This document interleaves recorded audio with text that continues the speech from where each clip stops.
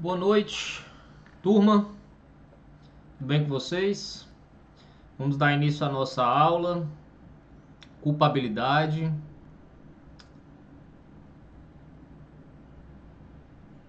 Eu tenho, pessoal, pelo planejamento, mais 4 aulas para gravar para vocês para concluir nosso programa, tá? Nós não teremos essas 4 aulas.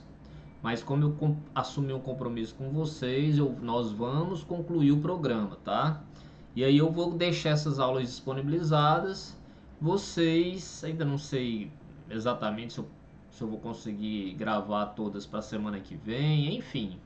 Mas eu vou deixar essas aulas disponibilizadas com vocês, para vocês assistirem em algum momento aí, né?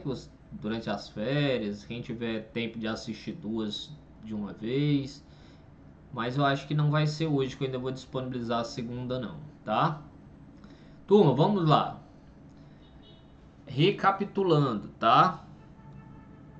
Sei que é maçante, toda vida eu falo isso, mas é assim que a gente aprende. Nós estamos estudando conceito analítico de crime. Para estudar o conceito de analítico de crime, a gente estuda os substratos do crime.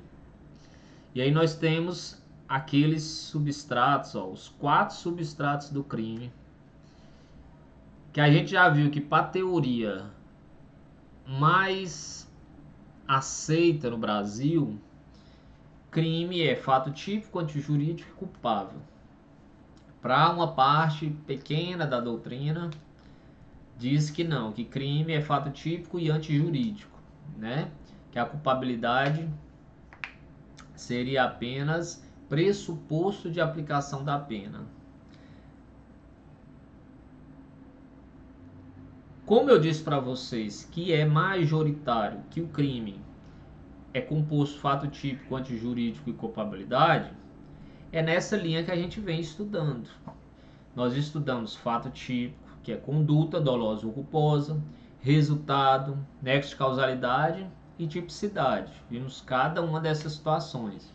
Na aula passada a gente viu antijuridicidade e estudamos as causas de exclusão da antijuridicidade, que era estado de defesa, legítima defesa, estrito cumprimento do dever legal e exercício regular do direito.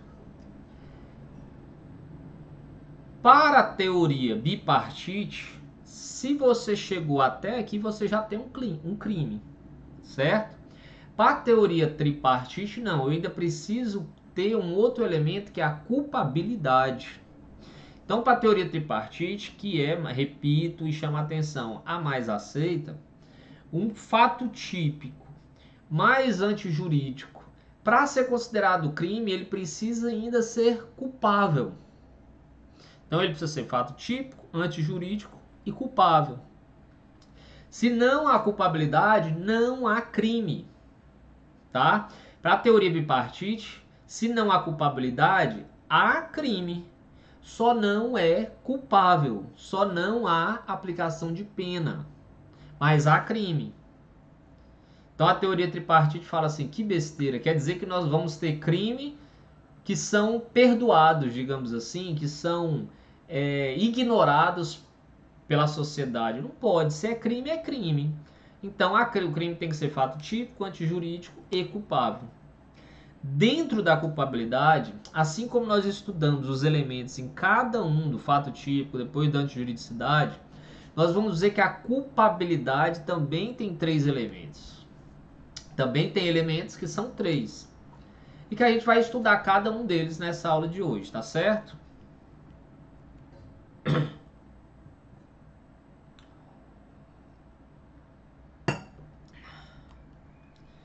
O que é culpabilidade, professor? A gente viu que é fato típico, ok. Que é uma conduta causadora de um resultado jurídico, que tem nexo de causalidade entre ela e que está previsto na lei como crime. Fato típico. Antijurídico é um fato típico que não está protegido por alguma das causas de exclusão de antijuridicidade. Então é um fato típico que é contrário ao direito e culpável para ser crime. Mas o que é esse culpável? Turma, culpabilidade não tem segredo, tá? Culpabilidade, o conceito é o seguinte, o conceito básico dele é assim, ó, culpabilidade é o juízo de reprovação que recai na conduta típica e ilícita. Ó, conduta típica, porque é um fato típico, ilícita, porque é antijurídica. Então eu já tenho uma conduta típica ilícita. Eu tenho um fato típico ilícito, antijurídico. Então a reprovabilidade é o juízo de reprovação que recai sobre esse fato típico e antijurídico que o agente se propõe a realizar. Então, turma, veja bem, olha só a situação. Eu tenho um fato típico antijurídico e aí eu olho para esse fato típico. Eu, como juiz, como sociedade, como cidadão, se eu reprovar aquele ato, ou seja, se houver culpabilidade, aí pronto, eu vou ter um crime. Se esse fato típico ilícito for reprovável, eu terei um crime. Ah, professor, quer dizer que eu posso ter um fato típico antijurídico não reprovável? Posso. Olha, eu dei um exemplo já para vocês de uma quadrilha de banco que vai assaltar o banco, vai arrombar, precisa da senha. Aí ele sequestra a família do gerente e obriga o gerente a ajudá-los naquele assalto.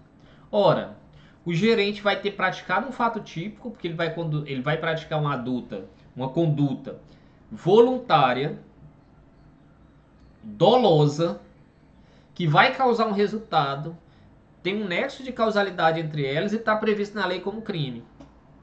Fato típico. É antijurídico? É, porque não está sendo praticado sob nenhuma daquelas excludentes de licitude. Não é legítima defesa, não é estado de necessidade,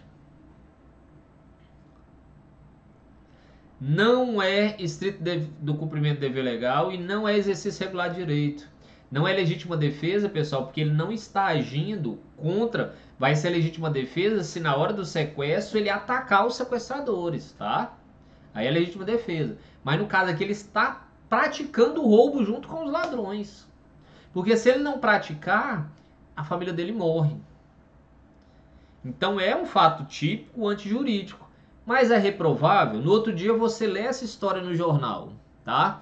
Você lê essa história no jornal, que sequestraram a família do gerente do banco e ele participou do assalto com eles. Você vai olhar e vai falar, nossa, que cara inescrupuloso. Você vai olhar isso ou vai falar assim, meu Deus, eu no lugar dele faria a mesma coisa.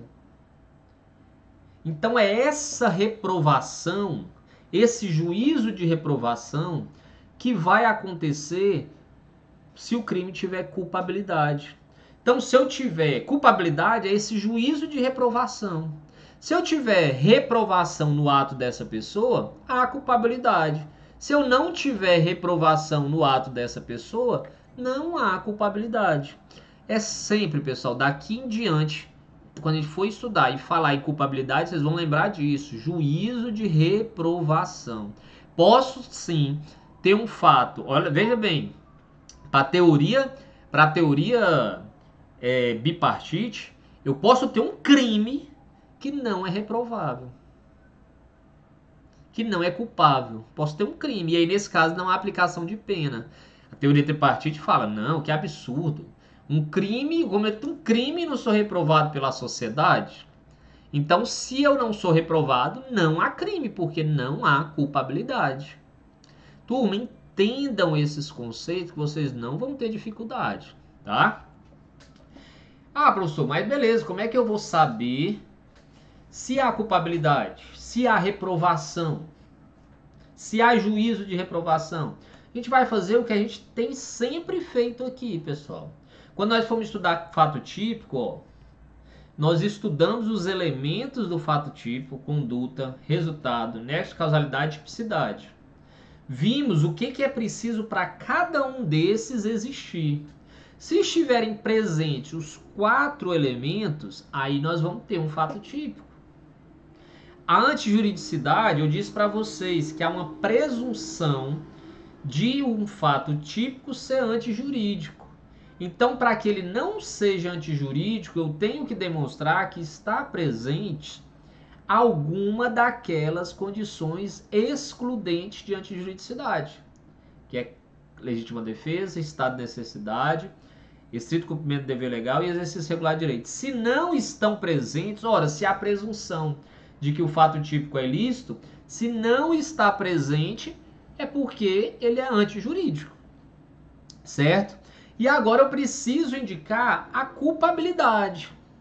E vou ter que analisar esses 3 elementos da culpabilidade. Estando presente os 3 elementos, há culpabilidade. Estando presentes 2 e um não há culpabilidade. Estando presente nenhum, aí é que não há culpabilidade mesmo. Tá certo?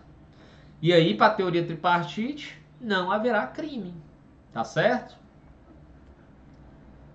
Então, culpabilidade, esse é o conceito.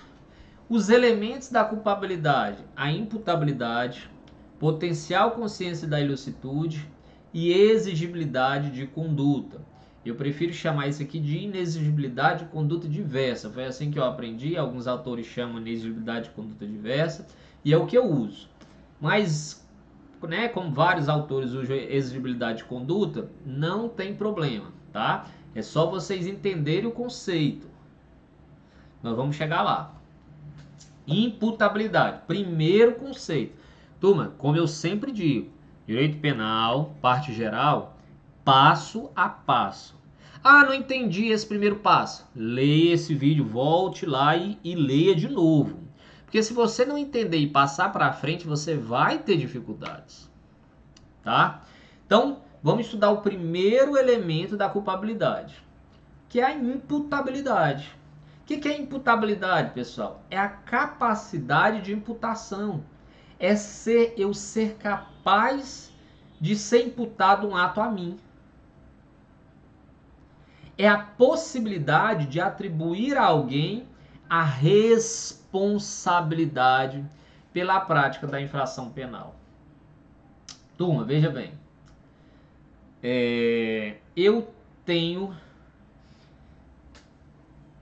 Lembra da Isabela Nardoni? Isabela Nardoni foi uma criança, salvo engano, 6 anos, que foi jogada de um prédio, né? Vocês sabem disso. São Paulo. E o pai e a madraça foram condenados. Acho que o pai está preso até hoje. A mãe, eu não lembro se ela já saiu. Em regime aberto, não sei. Mas, enfim, foram condenados por jogar a criança de um prédio e matá-la. Ora, foi imputado essa conduta a eles. Ou seja, foi atribuído aos pais a responsabilidade pela prática da infração penal. Porque ela estava num quarto, eles tinham chegado da rua, né? Alguém pegou, rasgou a tela de proteção e jogou a menina lá de cima.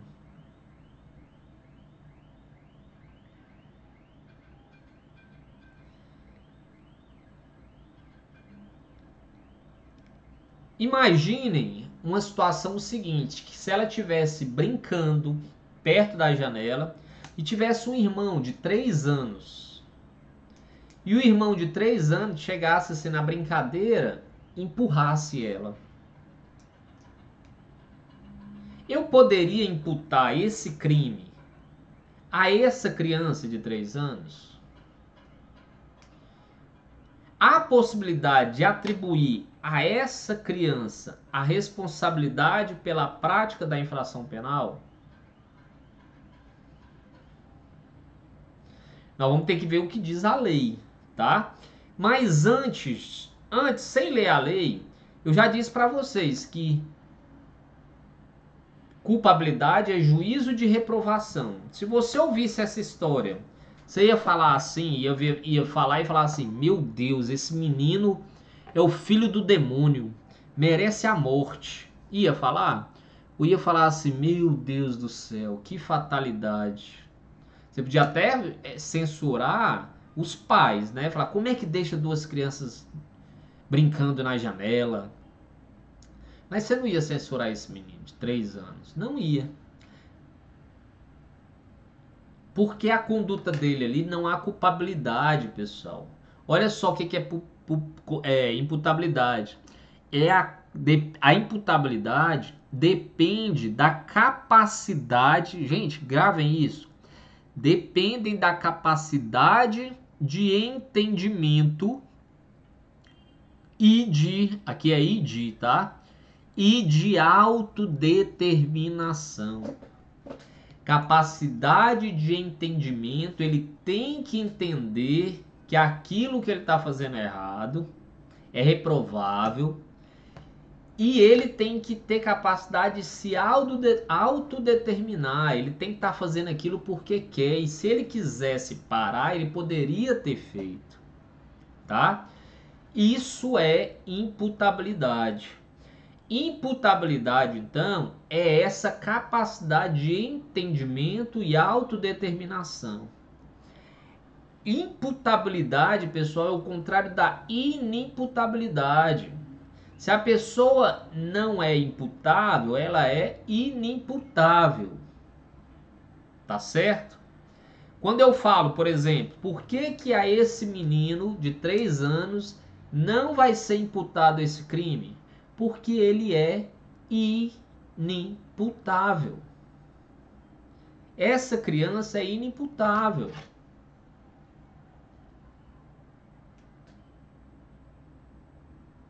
Ah, professor, mas como é que eu vou saber quem é? Gente, a lei é que vai dizer. Mas, em suma, a lei vai dizer que são inimputáveis as pessoas que não tiverem capacidade de entendimento e de autodeterminação. E a lei pode adotar 3 critérios para estabelecer quem é inimputável. Pode ser o critério biológico, critério psicológico ou critério biopsicológico. Tá? Veja bem, inimputabilidade é então a incapacidade de entendimento e autodeterminação, certo? Pelo critério biológico, pessoal, o que é o critério biológico? É você pegar o agente e estabelecer um critério objetivo de idade para estabelecer essa inimputabilidade. Ora, a partir de tantos anos, o sujeito é imputável, ou seja, pode ser imputado uma conduta criminosa. Antes disso, ele é inimputável, ou seja, presume-se que ele não tinha capacidade de entendimento do ato que ele estava fazendo, de entendimento e autodeterminação. O critério psicológico, ele não leva em consideração a idade da pessoa, mas ele leva o momento psicológico da pessoa naquele momento da prática do crime. Ele vai perguntar assim: essa pessoa, no momento da prática do crime, tinha capacidade de entendimento e autodeterminação? Se sim, é imputável. Se não, é inimputável. E o critério biopsicológico, ele vai levar em consideração uma doença mental ou um desenvolvimento mental incompleto ou retardado do agente. Ele vai responder a pergunta assim, ó: no momento da ação, tendo em vista um desenvolvimento mental incompleto que o agente tem, tendo em vista algum problema psicológico, mental, psiquiátrico que o agente tenha, ele era capaz ele tinha capacidade de entendimento e autodeterminação? Se sim, ele é imputável. Se não, ele é inimputável. Esses são os critérios, pessoal, estabelecidos pela doutrina, pelas leis ao longo do tempo. Professor, beleza, entendi, mas qual é desses que o Brasil adota? Qual é que vocês acham, pessoal?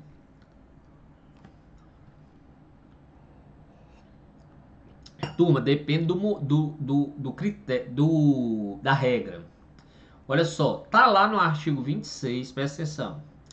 É isento de pena o agente que, por força mental ou desenvolvimento mental incompleto ou retardado, era, ao tempo da ação ou da omissão, desculpa, inteiramente incapaz de entender o caráter ilícito do fato ou de determinar-se de acordo com esse entendimento.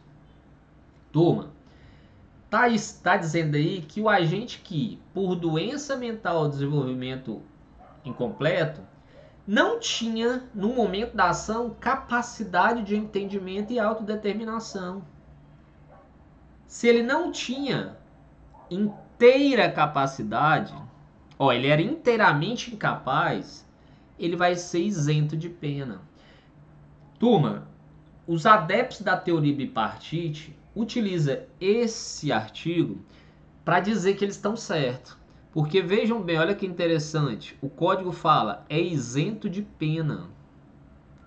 O código não fala, como a gente vê lá no artigo 20, no erro de tipo, exclui-se o dolo. Ele está dizendo, o código diz assim, é isento de pena. Ou seja, há crime, só não há pena. Ele não diz assim, exclui o crime, tá? Por isso que a teoria bipartite utiliza essa redação para dizer que o Código Penal brasileiro adotou a teoria bipartite, mas não é o entendimento majoritário, tá certo? Então nós temos aqui no artigo 26 a aplicação de qual critério, pessoal? Qual é esse critério? Critério biopsicológico. Biopsicológico.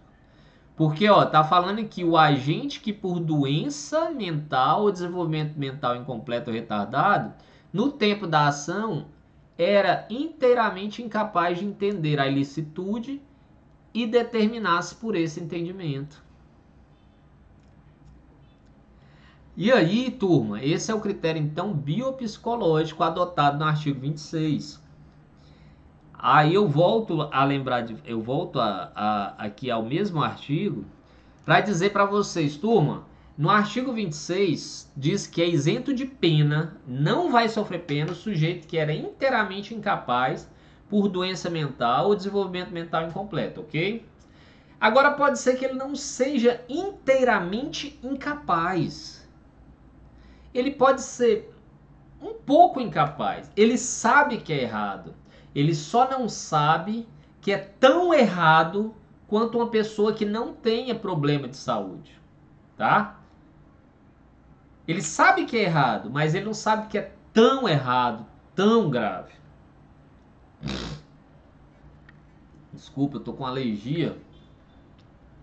Tá me atacando. Agora mesmo eu tava morrendo de espirrar aqui. A pena pode ser reduzida de 1 a 2 terços se o agente, em virtude de perturbação de saúde mental ou por desenvolvimento mental incompleto ou retardado, não era inteiramente capaz de entender o caráter ilícito do fato ou de determinar-se de acordo com esse entendimento. Turma, isso é o que chama-se de semi-imputabilidade, tá? Vocês entenderam qual é o caminho aqui? Se eu tenho inteira capacidade de entendimento e autodeterminação, então eu sou imputável.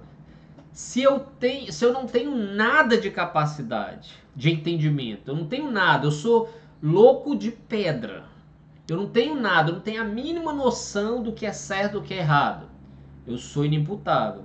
Mas se eu tenho alguma noção, não é a noção que as pessoas saudáveis têm, mas eu também não sou um doido de pedra, né, num rasgo de dinheiro, né, como o pessoal diz, eu fico aqui no meio.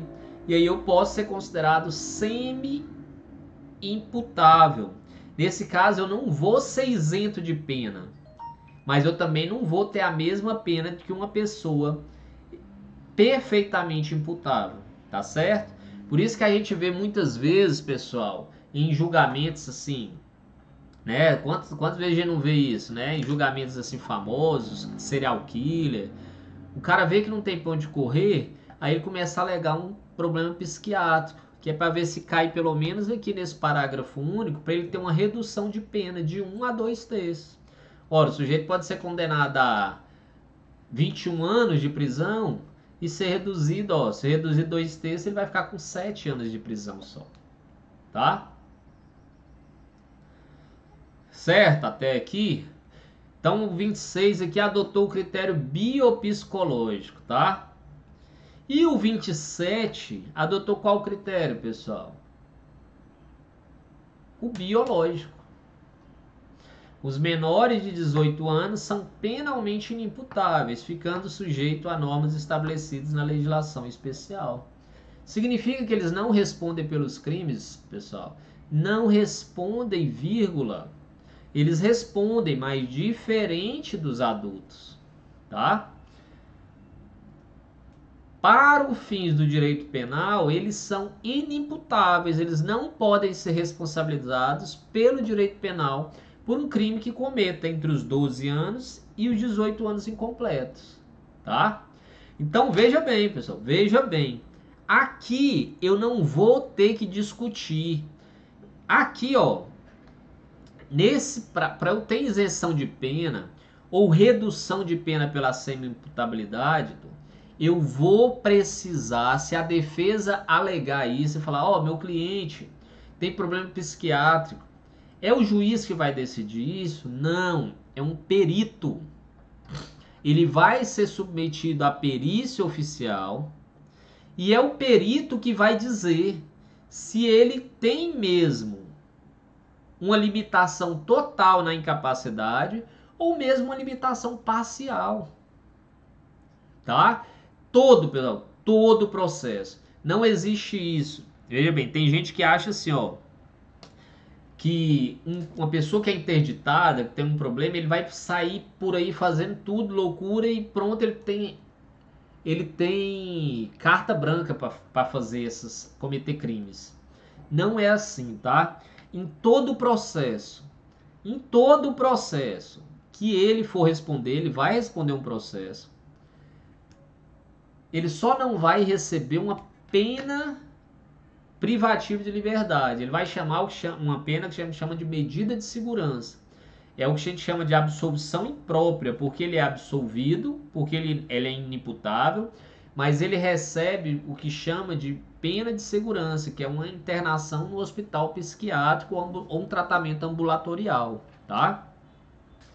Então, em todo o processo, vamos supor que ele seja um caba doido, mesmo que sai batendo nos outros, sai esfaqueando os outros, todo o processo vai ter que ser feito uma perícia naquele processo para saber se naquele momento ele tinha realmente incapacidade de se autodeterminar e de ter consciência da reprovação do ato que ele estava praticando. Porque tem pessoas, pessoal, que tem, olha só, isso acontece, tá? Tem pessoas que têm, é o que a gente chama de intervalos lúcidos. Pessoas que têm algum problema psiquiátrico, mas que de vez em quando dá surtos. Mas na maioria do tempo, ele é uma pessoa normal. Ah, mas quando tem dia que ele fica nervoso, aí sai de baixo, porque ele sai batendo nos outros, sai xingando os outros, sai quebrando tudo. O perito psiquiatra é que vai analisar se naquele momento do surto ele tinha consciência da ilicitude do seu ato e se ele tinha capacidade de se autodeterminar. Se o perito falasse, não, Nesse dia aí ele estava plenamente capaz, ele era plenamente capaz, ele vai responder pelo crime. Então quero que vocês entendam isso, que a análise é em cada processo. Em cada processo, tá certo? Já aqui no critério biológico, não. Se ele tiver 17 anos, acabou, não preciso de perito para dizer isso. É só eu pegar a identidade dele e ver a idade dele. Se ele não tem 18 anos completo, a lei presume que ele não tenha consciência dessa ilicitude. Tá certo? Embriaguez, pessoal, embriaguez. Veja bem, pessoal, se o sujeito tem uma doença mental que atrapalha a sua capacidade de determinação ou de consciência, eu, como juiz, eu vou reprová-lo? Vai haver juiz de reprovação? Não, porque ele não tem culpa. É a doença agindo, ele não tem essa consciência que nós temos. Se o sujeito de 16 anos comete um crime, há essa reprovação, pelo menos eu sei que a gente fica indignado. Que eu, por exemplo, eu sou a favor de baixar essa idade da responsabilização penal. Mas a lei diz que não, a lei presume também que nesse caso não há reprovação. Então, se não há reprovação, pessoal, nesses casos, não há imputabilidade. E se não há imputabilidade, não há culpabilidade. Entendam o caminho que a gente está traçando. Eu estou estudando a imputabilidade para eu perceber, no caso concreto, se tem imputabilidade. Porque se tiver imputabilidade, eu vou atrás dos outros elementos para saber. Mas se não tiver imputabilidade, eu não tenho culpabilidade. E não tendo culpabilidade, eu não tenho crime. Gente, eu tenho um homicídio. Um fato típico, que um sujeito foi lá, matou um idoso, a facada, e rindo. Só para mostrar assim que é a conduta dolosa, tá? Não agiu em legítima defesa, então ele nem estado de necessidade, nem no estrito cumprimento do dever legal e nem no exercício regular de direito. Ou seja, é um fato típico e antijurídico. Mas foi praticado por um menor de 16 anos. Então eu tenho crime? Não, não tenho crime. Porque eu tenho fato típico, eu tenho ilicitude, mas eu não tenho culpabilidade, porque eu não tenho o primeiro elemento, que é a imputabilidade. Tá certo? A embriaguez, pessoal. A embriaguez exclui a culpabilidade? Ou seja, o sujeito pode dizer que estava embriagado e não tinha consciência do que estava fazendo? A emoção, a paixão. A emoção é aquela coisa assim. A emoção e a paixão é aquela coisa assim, o cara agiu sobre violenta emoção. Logo depois de ser provocado, ele perdeu o sério e cometeu um crime na raiva, sabe? No ódio. Em reação, isso justifica, exclui a culpabilidade? Vamos ver o que diz a lei. O que vocês acham? O que diz a lei? Ó, tá dizendo lá, turma, tem que aprender a ler a lei, tá? Tem que aprender a ler a lei. De tempos em tempos vocês pegam o Código Penal e vão ler a lei. Lê lá no seu código mesmo, riscar, tá? Sem ler, não tô falando de ler slide, tô falando de ler livro, é ler a lei seca. Não exclui a imputabilidade penal, a emoção ou a paixão e a embriaguez voluntária ou culposa pelo álcool ou substâncias de efeitos análogos. Então nada disso, pessoal. Nossa, é porque eu tava com muita raiva.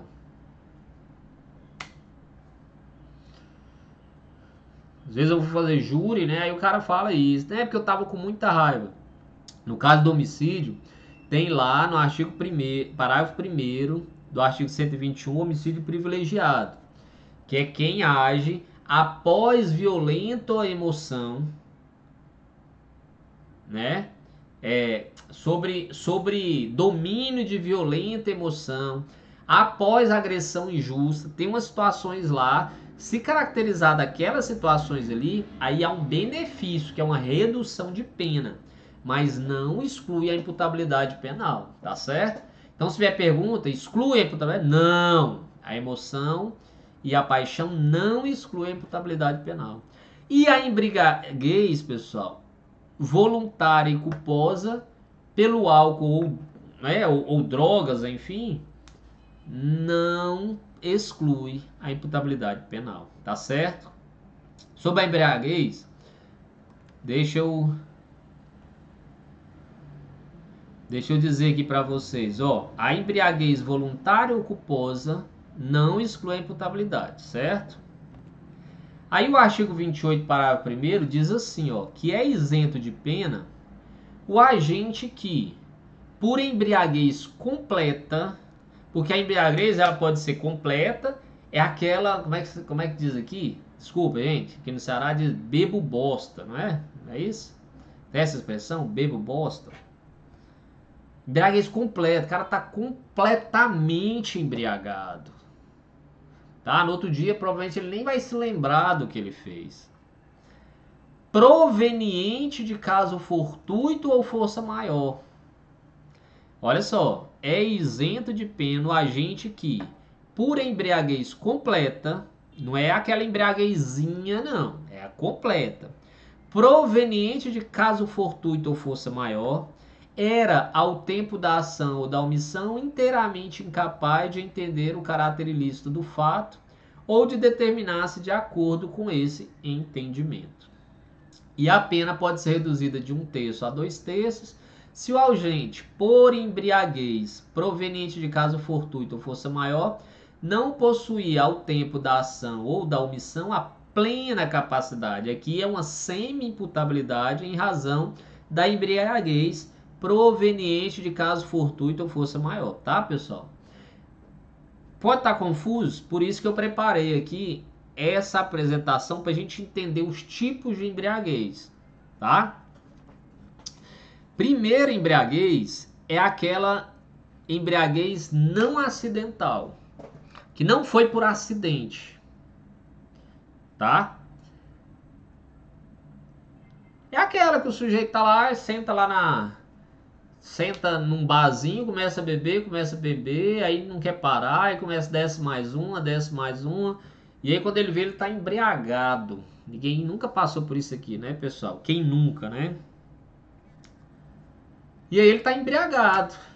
É uma embriaguez voluntária, ou também chamada de embriaguez culposa, né? Aí ele vai, depois disso, ele pratica um crime. Turma, aqui pode ser a completa ou pode ser a intermediária, digamos, a leve, digamos assim. O que acontece? Gente, a gente pega muito homicídio que é praticado em bar, tá? O sujeito tá ali jogando sinuca, e aí começa a tomar umas, começa a tomar duas, começa a tomar três. Lá pela 12ª, ele jogou, é um amigo dele. E eles têm uma discussão qualquer por conta de uma sinuca, por conta de um futebol, por conta de uma política. E aí vai, o outro pega o taco, arruma na cabeça do outro, o outro desmaia, ele vai lá, enfia o taco no cara e mata. Pega uma faca e mata. Se tiver um revólver perto, dá um tiro e mata. Aí depois ele vai dizer assim, é porque eu estava embriagado. A gente já viu que a embriaguez não exclui a culpabilidade. Tinha esquecido que essa luz aqui tá queimada, vai ficar um pouquinho escuro aí, mas tudo bem. Turma, então é isso. Essa embriaguez não acidental, voluntária ou culposa, ela não exclui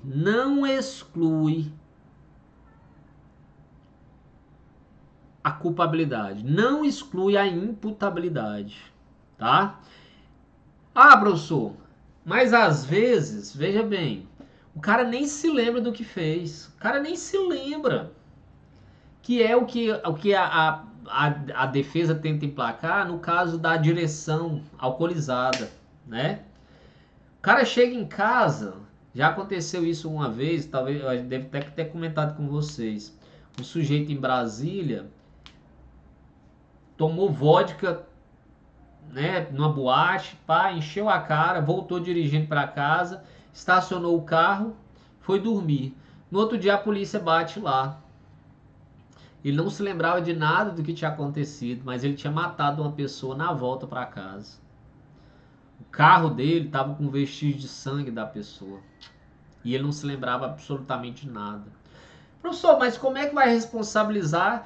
A conduta não tem que ser voltada para uma finalidade, para eu caracterizar o dolo? Então como é que eu vou responder? Porque a doutrina diz que nesse caso é dolo eventual, né? Como é que eu vou imputar um dolo eventual para um sujeito que nem sabia o que ele estava fazendo? Realmente, pessoal, pode parecer meio esquisito, mas a doutrina ao longo do tempo foi criando essa teoria, que é a teoria da actio libera causa. Que é assim, a ação, traduzindo assim, é a ação liberada que é causa de um crime. Beleza, ele estava embriagado, de fato, ele não se recorda. Mas no momento que ele encheu a cara, ele assumiu a responsabilidade pelos fatos que ele vai praticar dali em diante. Isso é a teoria da actio libera causa. Porque senão, turma, ia virar uma inimputabilidade. O cara enche a cara e aí a parte dele não é responsável mais pelo que ele faz. Não ia ser justo, não ia ser correto, não ia ser razoável. Por isso que a doutrina cria essa teoria da actio libera causa para dizer que a sua conduta anterior, que é a sua vontade deliberada de encher a cara, te torna responsável por todos os atos daqui para frente. Não adianta falar que não se lembra, não adianta falar que não tava, que estava fora de si, que você vai ser responsabilizado por esse fato, tá certo? Quando o namorado aprontar um aí, viu, meninas, e dizer que é porque tava bêbado, aí vocês falam, não vem com essa não, teoria da actio libera causa. E dá uma aula de direito pra ele, viu? Brincadeira, viu, pessoal? Às vezes a gente realmente faz alguma coisa aí, falo pelos outros. Ei, pessoal, vamos lá. Tá, a embriaguez não acidental é essa. A embriaguez acidental